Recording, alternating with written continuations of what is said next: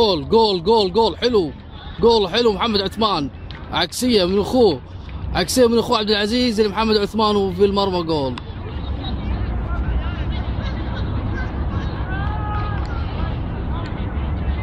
النتيجه الحين 4-2 لصالح الفريق الضيف الصومالي ويك على منتخب الجاليه الصوماليه في الكويت هني، اللي صراحه رغم الامكانيات البسيطه، عدم التمرين، عدم الجاهزيه، امور عديده تنقص منتخب الجاليه الصوماليه في الكويت هني، اللي تم تجميعه فقط الاسبوع واحد يعني دون تمارين، الا انه قدم اداء جميل امام فريق صومالي ويك، فريق محترف، فريق يمتلك امكانيات كبيره، معسكر استعداد، مدرب لياقه، جهاز فني اداري، امور عديده يعني فرقت عملت الفارق لصالح صومالي ويك.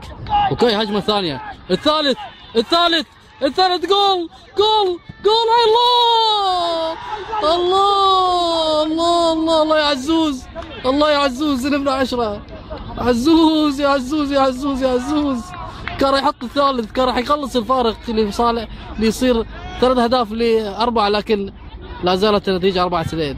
عزوز عزوز عزوز عزوز الشقيق الأصغر لمحمد عثمان النجم الصومالي. الله الله الله على كرة، الله على كرة، الله على كرة يا عزوز، لعبها عالية لوب، لكن عالية كثير كثير يا عزوز. هذا حارس المرمى، حارس صومالي ويك، معصب على دفاعاتها اللي ما غطت هذه الهجمة. هناك في إصابة في البعيد لأحد لاعبين صومالي ويك. يعني اخواني اعزائي اللي يتابعونا، الامكانيات فرقت، والله الامكانيات فرقت، فريق جاهز، معسكر استعداد، امور عديده، جهاز فني، سفريات للخارج، يعني يختلف عن منتخب الجاليه الصومالي، يعني لاعبين صغار. منتخب الجاليه الصومالي تم تجميعه بطريقه سريعه، ولاعبين يعني غير مهيئين، يعني لا جسمانيا، ما في استعدادات بدنيه. الامكانيات فرقت، والله الامكانيات فرقت في هذه النتيجه 4-2 لحد الحين، في النصف الاول من الشوط الثاني. يعني حتى جمهور غفير، ابناء الجاليه الصوماليه بحضور سعاده السفير عبد القادر امين شيخ والسلك الدبلوماسي في الكويت،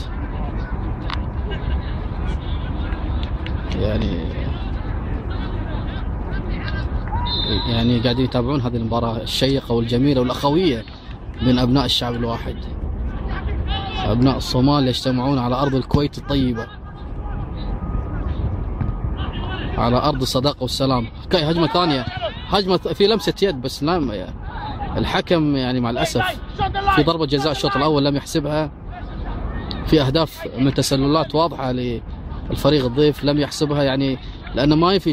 شوفوا معاي حامل راية، هذا حامل راية، يعني شخص من المتفرجين صار حامل راية مع فنيلة يعني مع فنيلة، يعني هذه كان الراية، يعني صراحة مع الأسف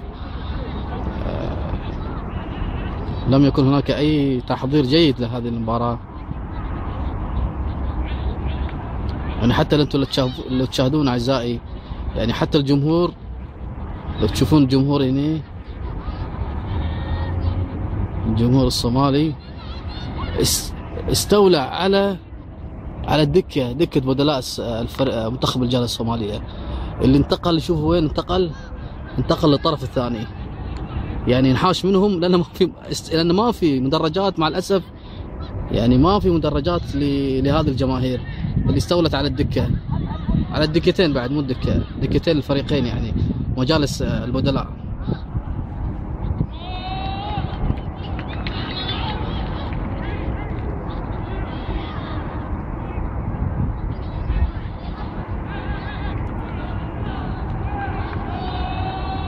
الله الله الله يشيلها حارس منتخب الجالية الصومالية.